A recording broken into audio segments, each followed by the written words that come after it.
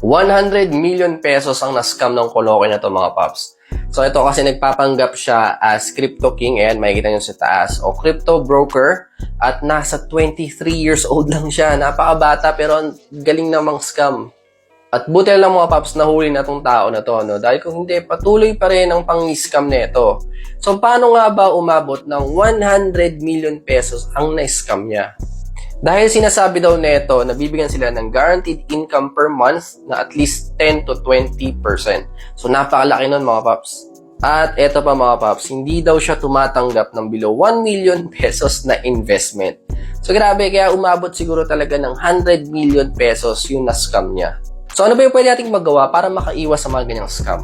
So una-una sa akin, no, kapag too good to be true yung ipapromise sa'yo nung kausap mo, yung tipong bibigyan ka ng napakalaking income every month, wala na yon, X na yon.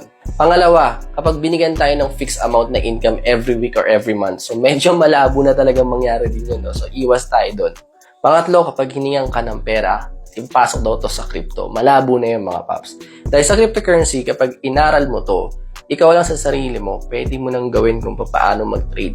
So, pwede ka nang gumawa ng sarili mong account sa Bybit or sa Binance nang hindi humihingi ng tulong sa iba.